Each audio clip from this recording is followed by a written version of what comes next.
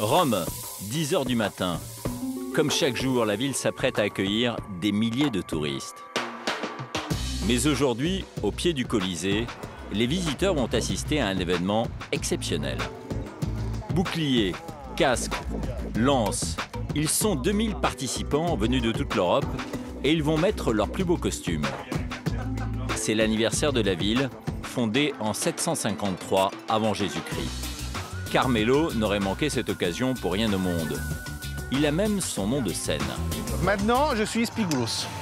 Carmelo, il est allé en vacances et il retourne ce soir. Et donc, ça commence avec Spigoulos. Carmelo est restaurateur, mais aujourd'hui, il est chef des gladiateurs et il se sent investi d'une mission, entretenir la légende de sa ville. Moi, je suis né à Rome. Il y a un attachement de 7 générations. Je me sens romain. Je suis vraiment très fier d'habiter ici. Devant les touristes, avec sa petite armée, il va assurer le show, surtout aux abords du Colisée. Paradi! Gladiatori! Gladiatori! Gladiatori! C'est ici, dans le plus célèbre amphithéâtre du monde, qu'avaient lieu les Jeux du cirque. Ici que se battaient les gladiateurs devant l'empereur. La parade va durer une bonne partie de la journée. À l'avant, sous 35 degrés, les nymphes, venues de Roumanie, commencent à faiblir sous leur peau de bête. Ça fait 3 ou 4 kilomètres qu'on marche. Mais là, j'ai l'impression que ça en fait déjà 7. Après le défilé, place au combat sous le regard de Jules César.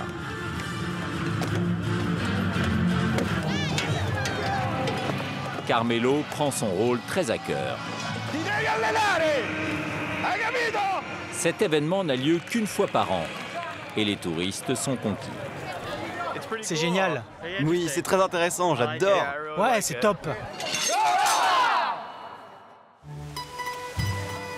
Rome, c'est 10 millions de visiteurs chaque année, la 3e capitale touristique européenne, derrière Paris et Londres.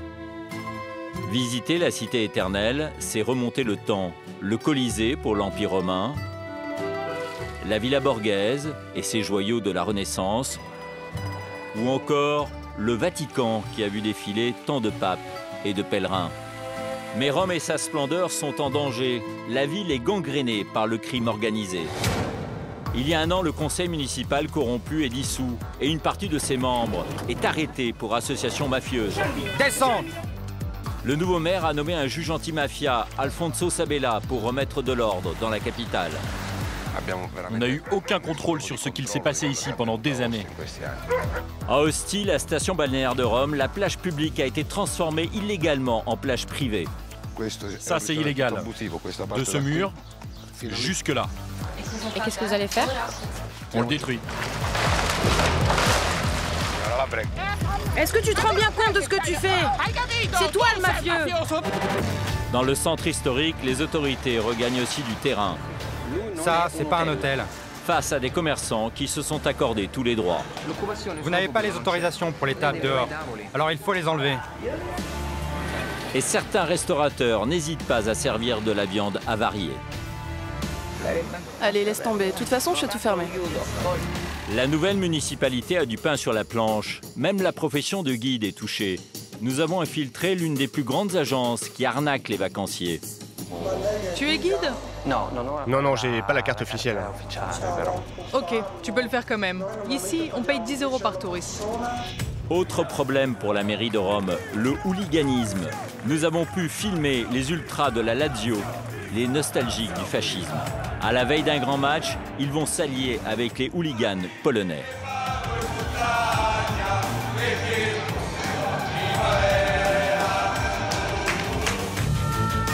Ils vont mettre la ville à sac.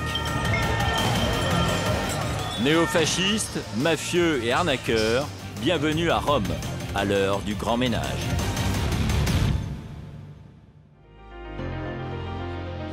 Pour visiter Rome, il faut savoir s'armer de patience, comme ici, au Vatican. Avec 5 millions de visiteurs chaque année, il y a souvent 3 à 4 heures de queue pour découvrir la chapelle Sixtine, parfois sous un soleil de plomb. Au Colisée, même problème. Autant de visiteurs et là aussi des heures d'attente. Alors pour couper les fils, des dizaines de rabatteurs proposent une offre alléchante. Vous pouvez prendre un guide, c'est la meilleure solution. Comme ça, vous n'avez pas à faire la queue. Si vous y allez tout seul, vous allez attendre un bon moment. Que valent ces visites? Vous allez voir qu'elles cachent parfois de grosses arnaques. Pour notre enquête, nous achetons un ticket à cet homme. Moi, je vous conseille de profiter. C'est la meilleure guide qu'on a, il n'a pas d'accent, il parle très bien français. La guide que l'on nous propose, c'est cette femme. Nous l'appellerons Laurie. Soyez les bienvenus à Rome. C'est la première fois que vous venez. Vous êtes déjà venu, vous connaissez la ville par cœur. Première fois. C'est la première fois. La visite commence et dès ses premiers mots, la guide raconte au groupe une absurdité concernant le métal qui était coulé dans les murs pour les consolider. Approchez. Vous voyez les trous partout, non? Pourquoi c'est comme il y a tous ces trous? Benito Mussolini, il avait besoin de métal pour construire les armes de la Deuxième Guerre mondiale. Et donc il décide de creuser. Voilà les trous. Selon Laurie, Benito Mussolini aurait dépouillé le Colisée de tout son métal, et ceci en quantité astronomique. Et il en a pris beaucoup alors? Ils ont pris des tonnes. Des tonnes? Presque 300 000 tonnes a été récupérées. 300 000 tonnes de métal? Waouh! 300 000 tonnes de métal, c'est l'équivalent de 30 tours Eiffel.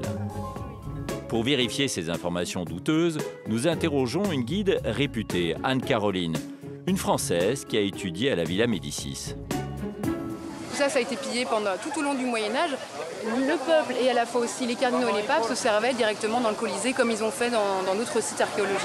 Mussolini n'a absolument pas touché au Colisée pour fabriquer des canons. Non, plutôt pour restaurer. Nous poursuivons notre visite avec Laurie. Elle nous parle à présent du nombre de personnes décédées ici, notamment lors des Jeux du cirque. Après 500 années d'activité, il y a eu 6 millions de morts. 6 millions de morts? 6 millions de morts ici, mais dans le Colisée? Dans le Colisée, c'est le monument qui a fait le plus de morts au monde. 6 millions de morts au Colisée. Anne-Caroline est plus modérée dans ses propos. Il y a un historien, donc Alberto Angela, a estimé que c'était 1,5 million de morts peut-être. On est loin des 6 millions? Oui, on est assez loin des 6 millions, oui, effectivement.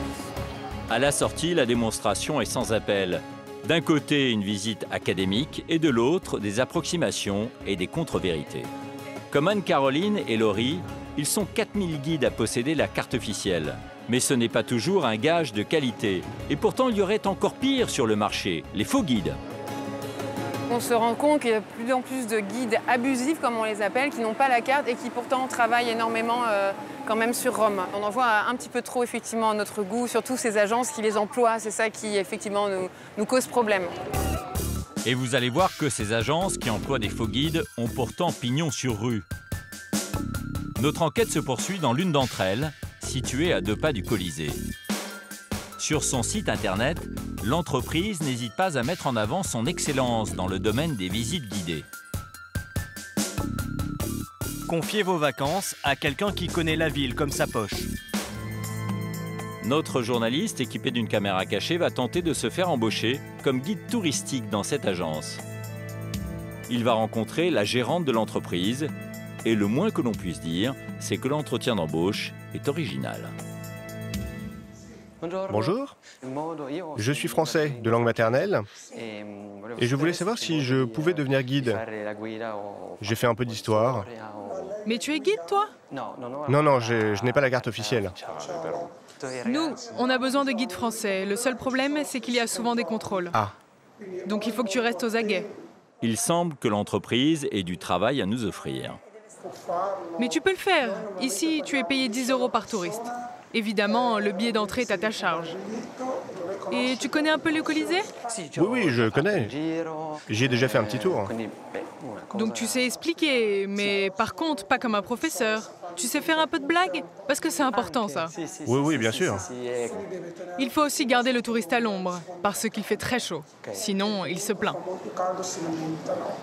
Aucun diplôme, aucun papier n'est demandé à notre journaliste. L'entretien s'est bien passé. En 10 minutes, le voilà embauché. On lui propose de commencer le lendemain.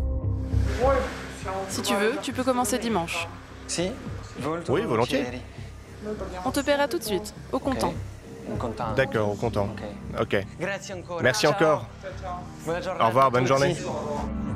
À la sortie, un employé achève de nous raconter toutes les petites combines de l'entreprise. Au Colisée, il y a un gros marché de français. C'est une langue qui se vend bien. Ici, il y a beaucoup d'argent à se faire avec toutes ces agences. Qu'est-ce qui se passe si je me fais choper? Tu te fais dégager, toi et ton groupe. Ah oui, c'est moche. À ce moment-là, il faut que tu appelles vite l'agence pour qu'on t'envoie un guide officiel pour te sauver. Ça ne sera pas la première fois, c'est déjà arrivé. Cette importante agence semble réussir à berner de nombreux touristes chaque jour. Nous décidons alors de tenter l'expérience jusqu'au bout. Le lendemain, comme prévu, nous nous présentons devant la société. Plusieurs touristes attendent déjà. Nous sommes dimanche, jour de grande affluence pour les visites. Notre journaliste se voit confier 12 touristes pour visiter le Colisée. Le Colisée, vous avez dû tous déjà entreapercevoir le peu de temps que vous avez pu passer ici. En fait, c'est le théâtre Flavien, son vrai nom original. À l'entrée réservée au groupe, il y a 2 policiers. Ils contrôlent les sacs, mais ne nous demandent pas notre carte professionnelle. Une fois à l'intérieur, nous annonçons à nos visiteurs que nous sommes journalistes. En fait, je ne suis pas guide du tout, je suis journaliste. Ma collègue aussi. Moi, j'ai été recruté en une journée. On ne m'a pas demandé de curriculum vitae, on ne m'a pas demandé de vérifier mes cartes de guide. Les vacanciers n'y ont vu que du feu. Est-ce que vous vous étiez rendu compte que ça pouvait être un faux guide ou pas pour l'instant? Non, ça m'a interpellé aussi. Je me suis posé la question 2 secondes. Puis après, Les touristes décident de rester groupés pour une visite express avant d'aller demander des comptes à l'agence. D'autant qu'ils se sont rendus compte d'une autre arnaque au niveau des prix. En fait, ce qui est arrivé, c'est qu'en parlant ensemble, on s'est rendu compte que nous deux, on avait payé 45 l'entrée, tandis que les autres avaient payé 35. Direction la société. Les touristes comptent bien se faire rembourser. Ils vont affronter la gérante. Ils étaient dans le groupe du français. Écoutez, on a un problème.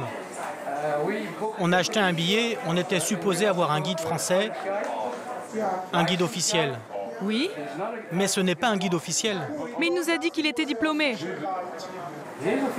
Ça, c'est selon vous. Non, il nous a dit qu'il était guide officiel. Que s'est-il passé? La femme commence à perdre ses moyens face aux touristes. Alors, qu'est-ce qu'on fait du coup? Vous nous remboursez? Ne vous inquiétez pas, vous allez avoir votre argent. Ici, personne n'arnaque personne. Nous sommes une agence de guide officielle. Nous lui révélons alors que nous sommes journalistes et nous lui demandons de se justifier. Très rapidement, le ton monte. Maintenant, dehors! Dégagez! Ok, on s'en va. Dégage de mon agence! T'as gardé le truc? Oh, on se calme. Donne-moi tes papiers. Non, on s'en va. On nous pousse vers la sortie. Manifestement, nous avons mis le doigt sur un sujet sensible. Dégage! Ok, on va appeler la police. Arrête, ne les touche pas. C'est alors que les employés s'en mêlent. Vous n'irez nulle part, les gars, de toute manière. Notre journaliste est pris à partie par les hommes de l'agence. Ils tentent de l'intimider. C'est dégueulasse.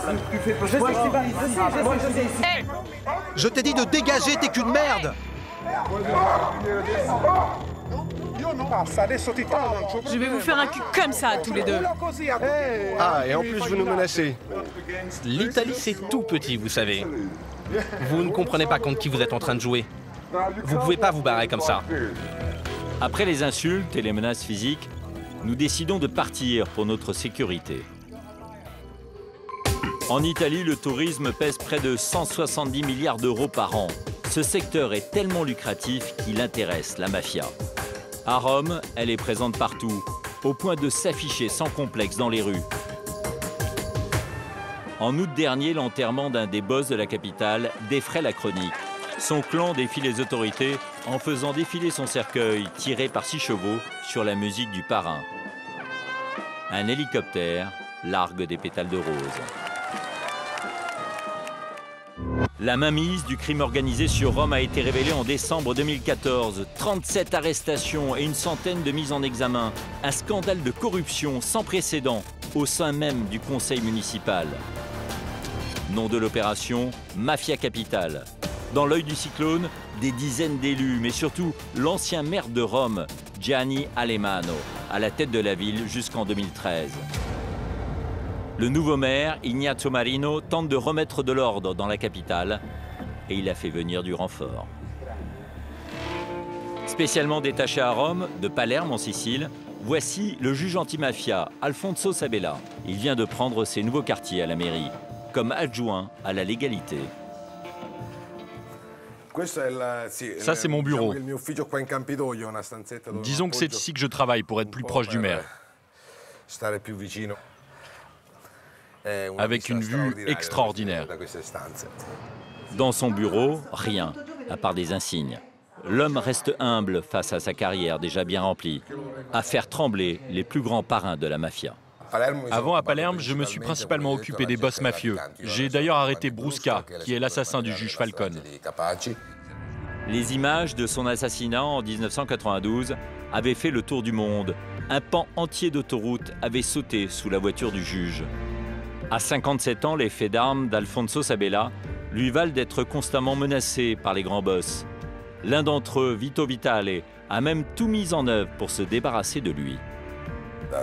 On a appris par plusieurs sources qu'il voulait attenter à ma vie, avec des missiles RPG-7. D'ailleurs, on en a confisqué 13. Face aux menaces, le juge a dû utiliser des subterfuges plus d'une fois pour sauver sa peau. Très souvent, je me suis déplacé, par exemple, dans un fourgon de surgelé qui fournissait le tribunal. Parfois, je m'y suis même rendu caché dans une ambulance. Demain, il sera à la tête d'une importante opération de police qui se déroulera dans un bastion de la mafia romaine, à Ostie. Située à 15 km du centre historique, Ostie est la station balnéaire prisée de la commune de Rome. 1 million de touristes profitent de ces plages chaque année.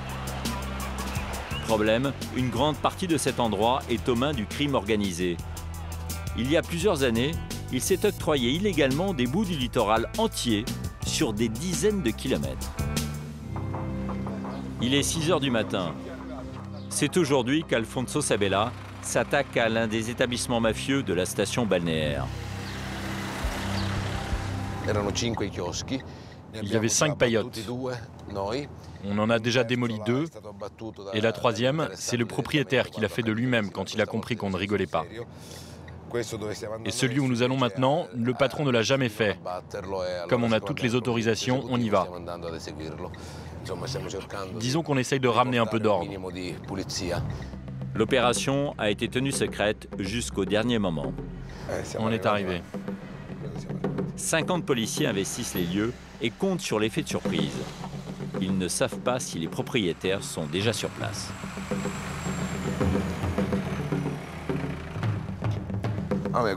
C'est une des paillotes les plus moches, celle-là.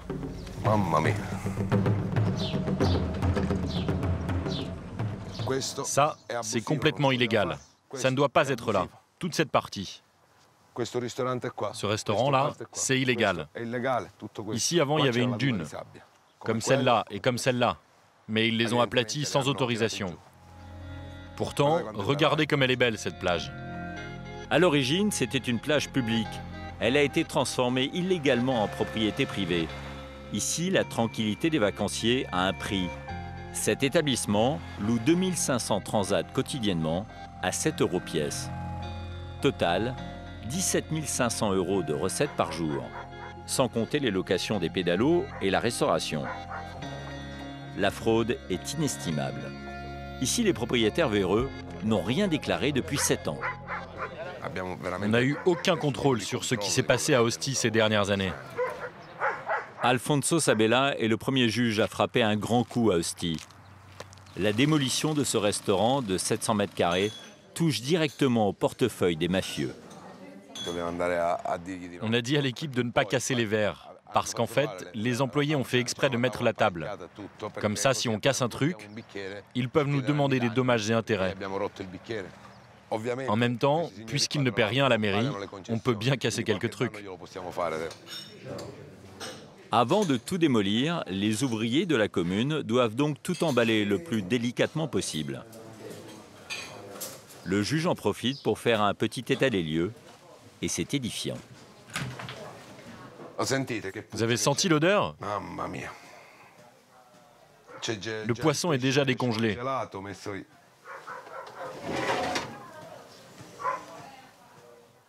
Ça, c'est ce que les clients mangent ici.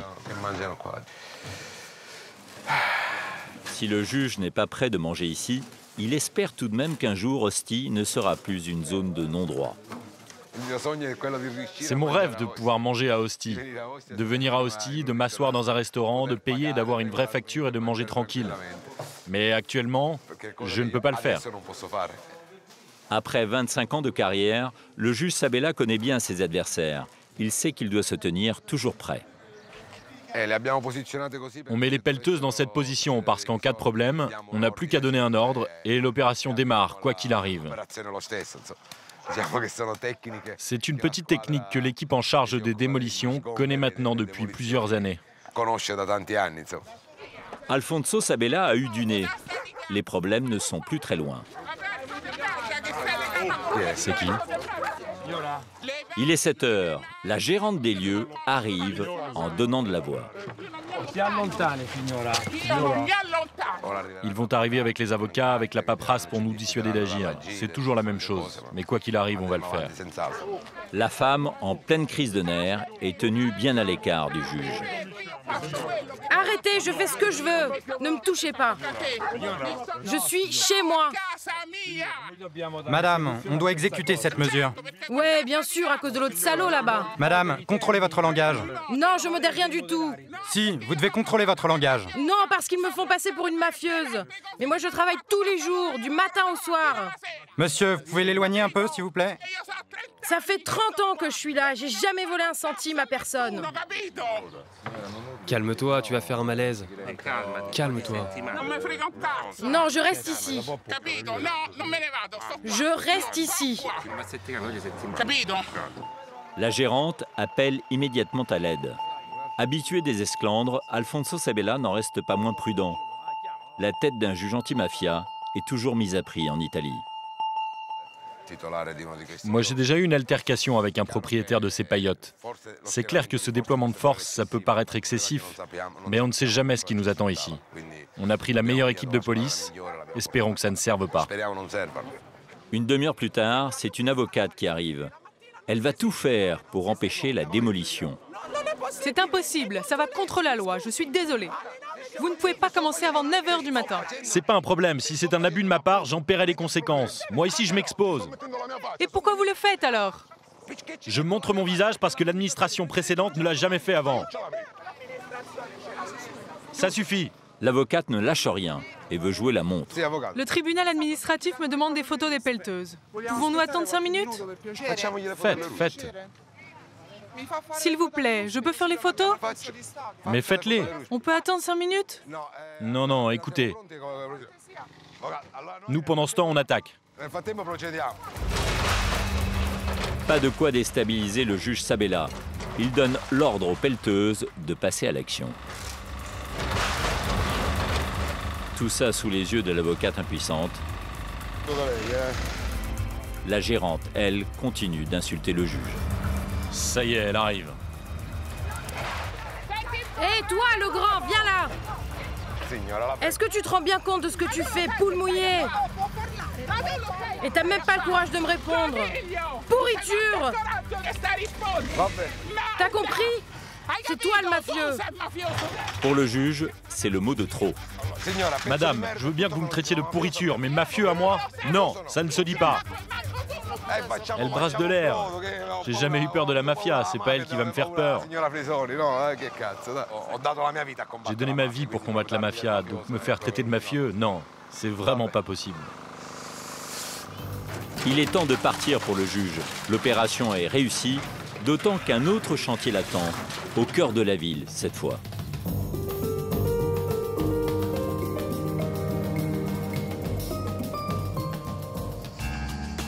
Car dans sa politique de grand ménage, la mairie de Rome a décidé de s'attaquer à des établissements typiquement romains, les camions-bars. Ces échoppes ambulantes, on les trouve aux quatre coins de la cité éternelle, dans les endroits les plus touristiques. Au Colisée, bien entendu, mais aussi Piazza Venezia et au pied du Vatican. Ce jour-là, il fait 35 degrés à l'ombre et les touristes font la queue pour se rafraîchir.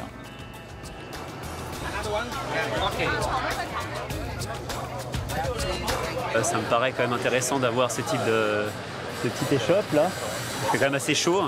Et puis avec les 4 enfants là, ils veulent des glaces. J'ai pas vu de glacier à côté. Donc là, c'est quand même bien pratique d'avoir ce genre d'échoppe. Pourtant, dès demain, la mairie a décidé de chasser ces camions du centre historique. Officiellement, le maire voudrait faire de la ville un musée à ciel ouvert. Et ces camions-bars défigurent le précieux patrimoine romain. Incompréhensible pour ce glacier ambulant. C'est quelque chose d'absurde. C'est inconcevable. Moi, je suis ici depuis 35 ans. Mon père depuis les années 50. Alors je ne comprends pas ce que le maire nous reproche. Officieusement, le juge Sabella et le maire cherchent en fait à faire tomber un business au caractère mafieux. La plupart des camions-bars seraient entre les mains d'une seule famille, les Tredicine. Rien que dans le centre historique, ils posséderaient 42 des 68 emplacements disponibles. De quoi réaliser un chiffre d'affaires de 27 millions d'euros par an. Ce monopole, le clan l'aurait consolidé grâce à un appui de taille au sein de l'ancienne municipalité. Le nom de cet homme, Giordano Tredicine. Il aurait tout fait pour interdire l'ouverture à la concurrence des camions-bars et a d'ailleurs été arrêté lors du scandale de Mafia Capitale. Aujourd'hui, c'est son oncle, Alfiero Tredicine, qui est à la tête du business familial. Vive l'Italie des illégaux! Vive les vendeurs à la sauvette! Et les camions-bars à la maison! Et s'il s'agite, c'est qu'il estime que le maire se trompe de cible.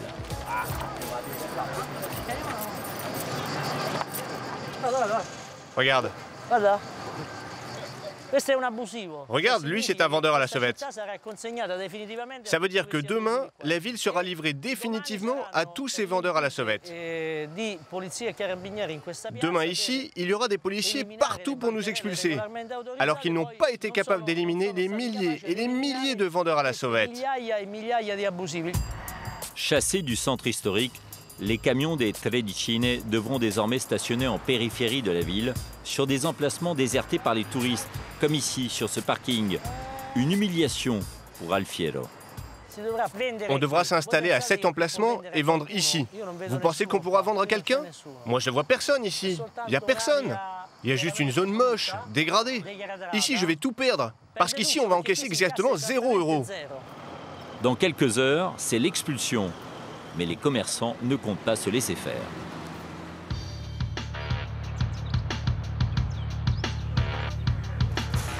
Le lendemain matin, les policiers de toute la ville sont là pour faire respecter l'ordonnance du maire.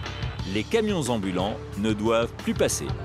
Au pied du Colisée, pourtant, quelques récalcitrants ont décidé de tenter leur chance face au cordon de police. Ce commerçant, lui, ne compte pas bouger, jusqu'à ce qu'on lui trouve un emplacement de qualité. Moi, je suis ni mafieux, ni bandit. Je viens juste pour travailler.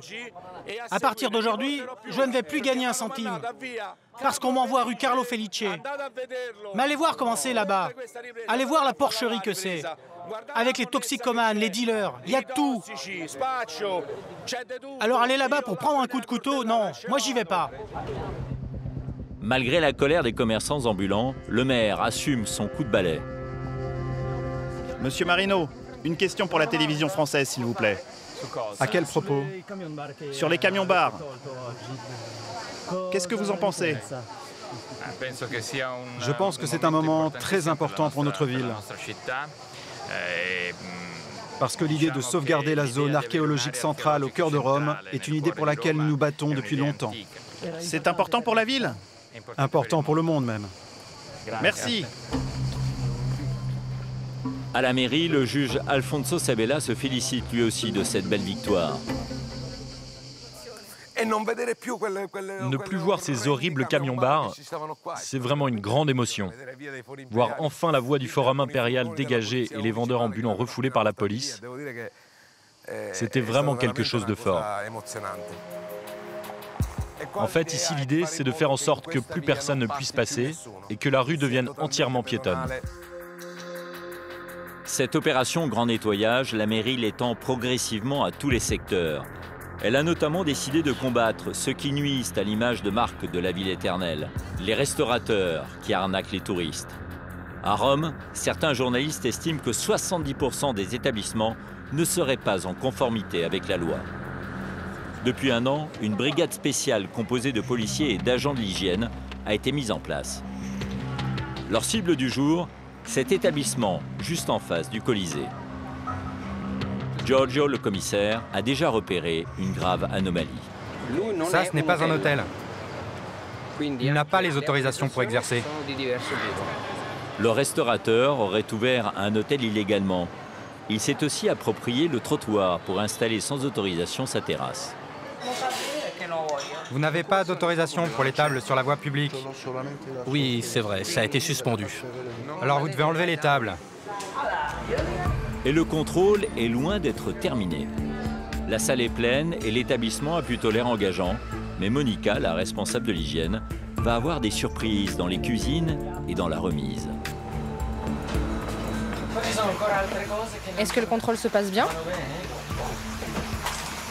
Non, il n'y a rien qui va. Ce restaurateur qui sert des centaines de plats chaque jour est visiblement peu regardant sur la propreté. Il y a de vieux restes de nourriture par terre et des blattes un peu partout. Celles-ci n'ont pas survécu à la fuite d'un bidon de détergent. Celles-ci sont mortes à cause de la présence de produits chimiques qui sont destinés au nettoyage. Mais ça veut surtout dire qu'il y en a d'autres qui se baladent. Ça, par exemple, c'est un produit corrosif. C'est du décapant pour la vaisselle. Normalement, ces bidons devraient être stockés à l'écart pour ne pas risquer de contaminer la nourriture.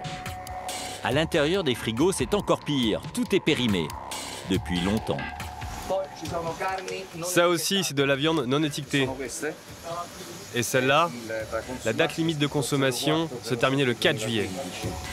Pour Monica, la décision est prise. Allez, laisse tomber. De toute façon, je sais tout fermer. Ça, c'est très dangereux pour la santé publique. Ça peut empoisonner quelqu'un. Mais vous envoyez les gens en prison à cause de ça? C'est vous qui envoyez les gens à l'hôpital avec ce genre de nourriture. Faut tout jeter. Tout ça. Oui, vous avez raison. Va regarder là-bas. C'est étrange qu'il n'y ait pas d'étiquette tout de même. Dans les quartiers touristiques de Rome, Monica constate régulièrement avec tristesse de telles pratiques.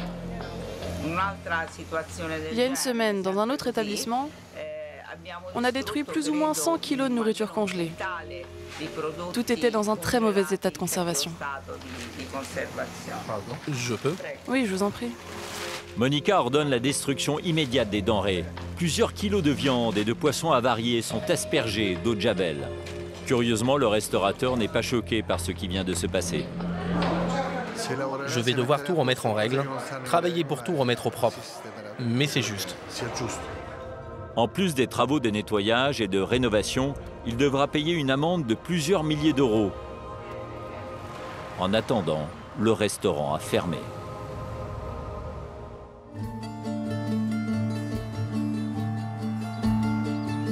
Cela fait 6 mois qu'Alfonso Sabella a pris ses fonctions. Ses premières opérations commencent à porter leurs fruits. Mais il est bien conscient qu'il reste énormément à faire.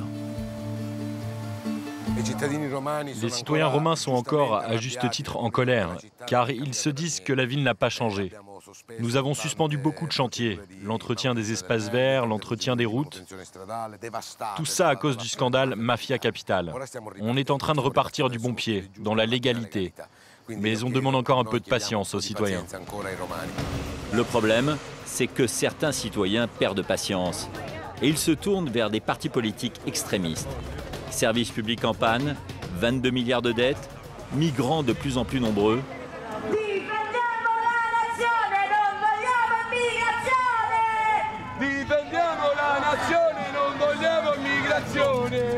Les néofascistes romains profitent de la situation pour recruter des partisans. Et l'une de leurs cibles, ce sont les lycéens. À 20 ans, Andrea est le leader d'un groupe étudiant rattaché au parti fasciste, Forza Nova. Ça, c'est une croix celtique. Pour nous, c'est un symbole plus qu'actuel. La nouvelle jeunesse européenne doit s'accrocher à ça. Parce qu'en plus d'être des symboles forts, ce sont des symboles catholiques et chrétiens. Ce matin, avec son équipe, il organise une opération de tractage devant un établissement scolaire. Michele, Angelo, allez, on se bouge. Caroline, mets-toi là. Il n'a que quelques minutes pour écouler ses 200 prospectus. Objectif, faire connaître son parti, mais l'opération n'est pas toujours évidente. Aujourd'hui, la jeunesse est complètement endormie par les drogues. C'est difficile de trouver des jeunes qui veulent vraiment faire de la politique. Les jeunes, ainsi enrôlés, sont ensuite appelés à agir sur le terrain. Cette cave est le quartier général du groupe néofasciste. Ces étudiants âgés de 14 à 20 ans s'apprêtent à mener une opération coup de poing. Ils veulent bloquer l'arrivée d'une centaine de migrants en banlieue de Rome. Leur leader, Alfredo Iorio.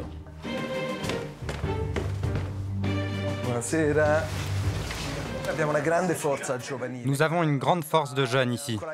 C'est incroyable. Ils en ont marre du blabla de la télévision, des journalistes et du formatage. On veut qu'ils combattent, parce que la fête est finie. Dehors, sa petite armée est sur le départ. Direction La Storta, un quartier pavillonnaire où doivent s'installer les migrants. Une arrivée qui n'est pas au goût des habitants, dont cette femme, aux propos choquants. Je suis très inquiète parce que je connais les personnes qui vont arriver, enfin, je connais leur culture, donc je suis très inquiète parce que ces gens-là n'ont rien à faire toute la journée, ils viennent dans les maisons, ils viennent voler partout. Donc c'est une chose vraiment épouvantable, on n'en peut plus, on n'en peut vraiment plus. Et puis qu'est-ce qu'ils viennent faire ici? Nous, on n'a pas de travail pour les Italiens. Comment on peut donner du travail à eux? On n'en a pas. Et alors, c'est impossible. Les migrants doivent être logés ici, dans ce bâtiment, une ancienne école du quartier. La jeunesse fasciste vient prêter main forte aux riverains. C'est aussi une manière de recruter des militants ou des électeurs. Mais pour l'instant, la mairie de Rome, très critiquée, s'est bien gardée d'annoncer publiquement la date d'arrivée du bus. Les jeunes et les riverains vont camper ici plus de 3 semaines. Lorsque finalement le bus arrivera, les manifestants se heurteront violemment à la police.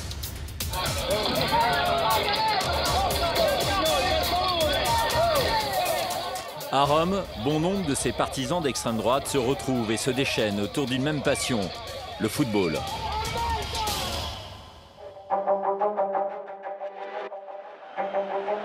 Les hooligans de la Lazio ne cachent pas leur appartenance politique.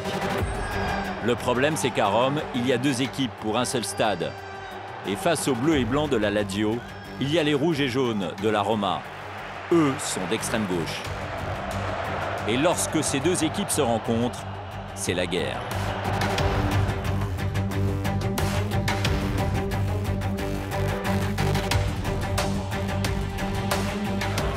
Nous avons réussi à pénétrer l'univers des ultras de la Lazio.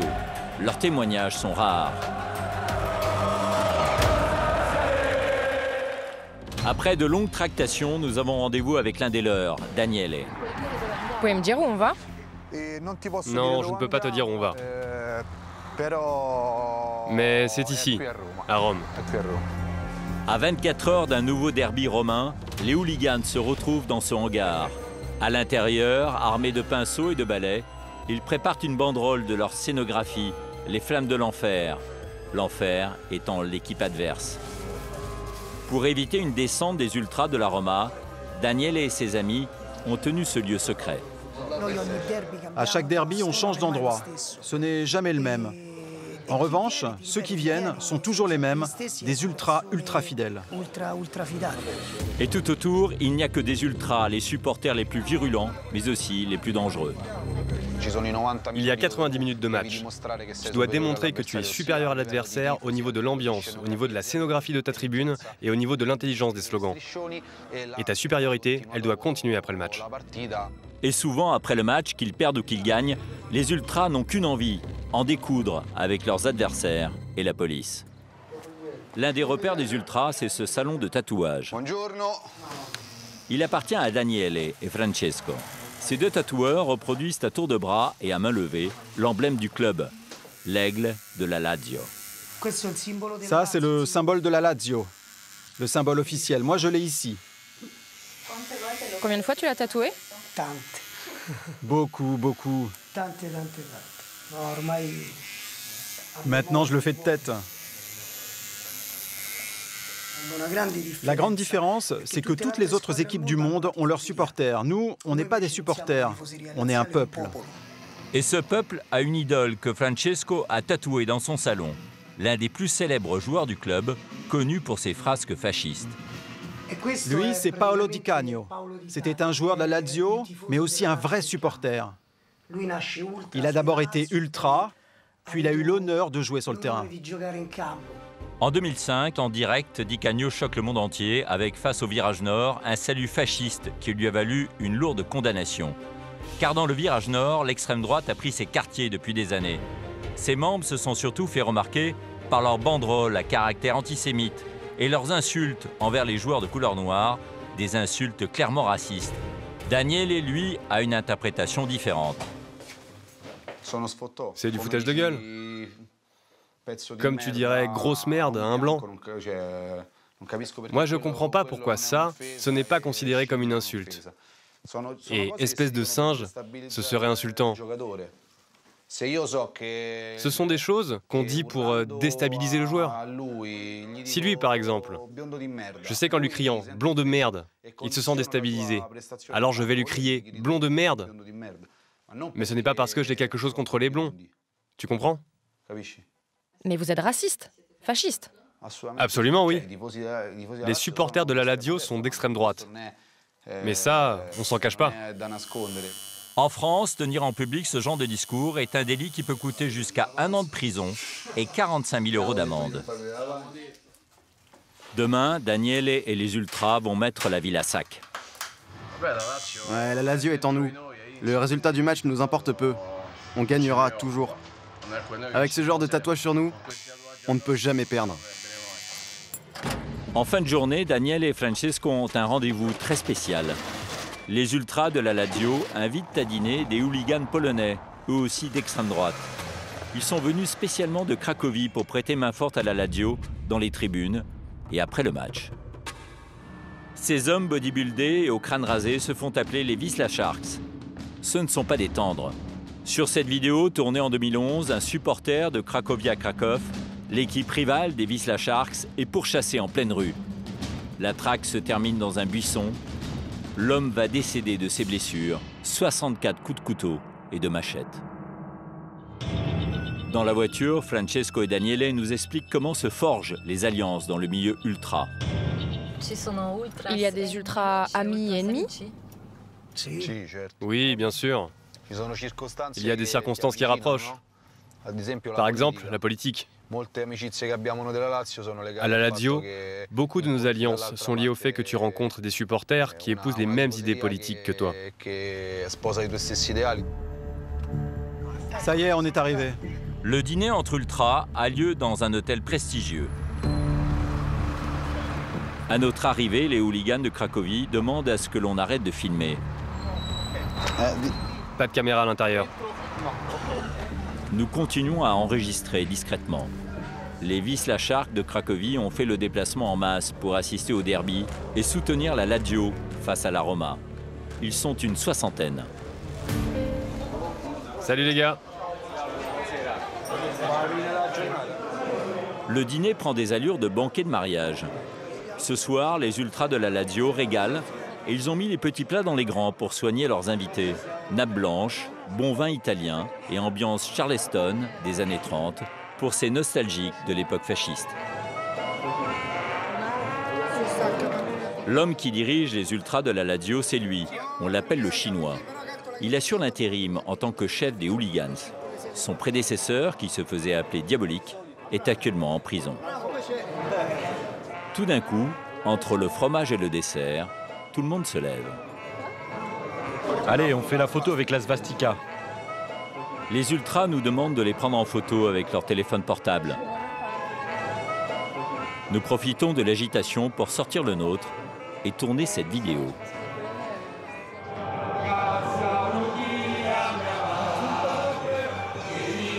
Salut fasciste et drapeau nazi, les hooligans entonnent un chant anticommuniste. En France, la mise en valeur de ce drapeau en public peut constituer le délit d'apologie des crimes de guerre commis par les nazis. La photo de groupe va immortaliser l'alliance. Fin du dîner. La rigueur militaire des Polonais a fait forte impression auprès des Italiens. T'as vu? Il y a 50 personnes et tu n'entends pas une mouche voler. Personne ne parle. Quand le chef leur dit « allez dormir », ils vont dormir, sans broncher. Leur chef leur dit « ok, vous pouvez boire », tout le monde boit.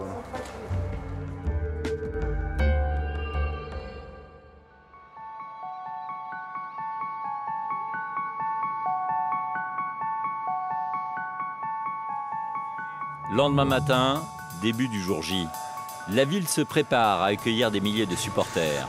Dès 11 h, l'ambiance est électrique.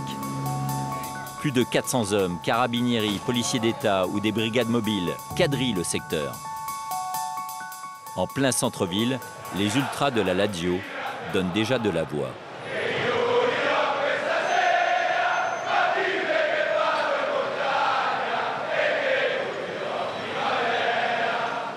Et leurs nouveaux amis, les ultras de Cracovie, sont évidemment de la partie. Les Wisła Sharks s'affichent, imposants et torse nu dans les rues de Rome. Après quelques photos souvenirs, le bras levé, direction le stade olympique. L'armée bleue écrase tout sur son passage, même les barrières installées par la police.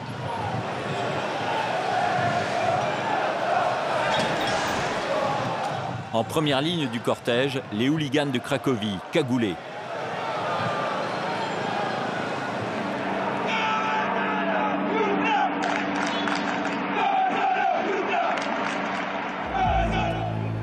À l'entrée du stade olympique, tout le monde est fouillé, de la tête aux pieds.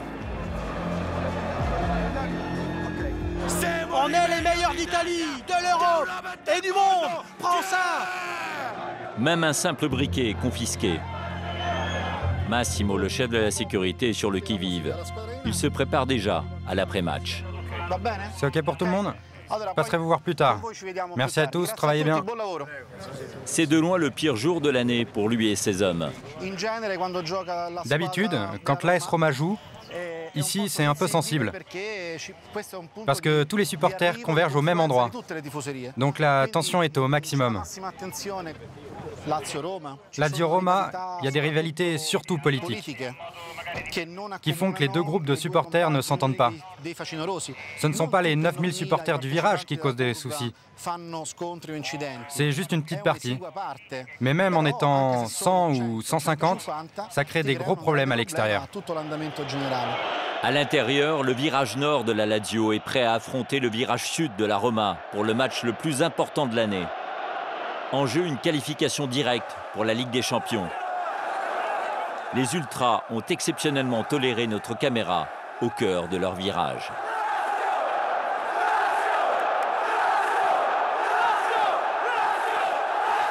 Quant à leurs invités venus de Pologne, ils leur ont réservé les meilleures places. Ambiance survoltée dans la tribune de l'extrême droite.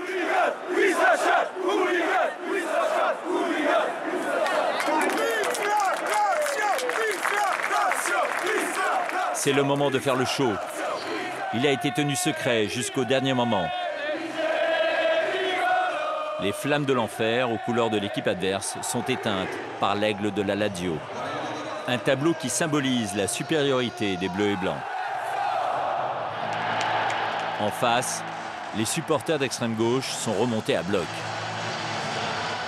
Mais la Lazio a remporté la première bataille, celle des tribunes. La seconde manche, le match tourne au vinaigre à la 72e minute. L'AS Roma ouvre le score. Dans les gradins, Daniele et Francesco ont le moral dans les chaussettes. Après quelques minutes, c'est l'égalisation. Le virage nord exulte.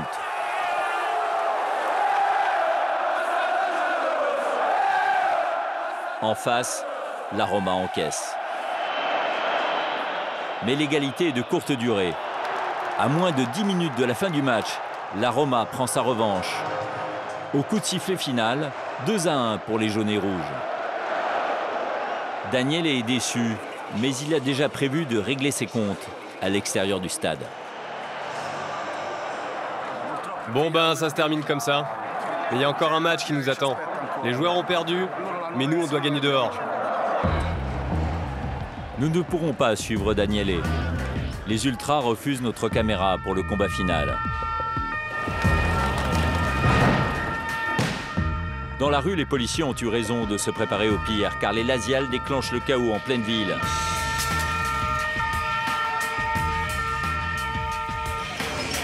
Fumigène, cocktail Molotov. La police doit contenir les foules et éviter que les deux clans de supporters ne se croisent. Les autorités bénéficient d'un appui aérien et utilisent de sol des camions anti-émeutes équipés de canons à eau. Quelques ultras sont arrêtés. Assieds-toi, assieds-toi. Après 2 heures d'affrontement, la tension baisse. Massimo, le chef de la sécurité, peut souffler un peu. L'offensive a été violente, assez massive. Il y a même eu des cocktails Molotov, quelques bouteilles ont été lancées sur les policiers, mais avec 2 ou 3 actions ciblées, on les a repoussés. Au petit matin, ce n'est pas la victoire de la Roma qui fait la une des journaux, mais ce fait divers. 2 supporters de la Roma, pris à partie avant le match, gravement poignardés à l'abdomen aux abords du stade. Daniele, le tatoueur de la Lazio, nous confirmera que les agresseurs appartenaient bien à son camp. Quelques jours plus tard, c'est une autre actualité qui va secouer la ville. Rome est placée sous tutelle. Le Premier ministre italien, Matteo Renzi, vient de nommer un préfet pour épauler Ignazio Marino dans son grand ménage. Il est urgent d'agir, car Rome attend en 2016 des millions de pèlerins supplémentaires, le pape ayant annoncé un jubilé exceptionnel. D'ici là, dans moins d'1 mois, le maxi-procès de Mafia Capitale va s'ouvrir, avec 59 prévenus sur le banc des accusés.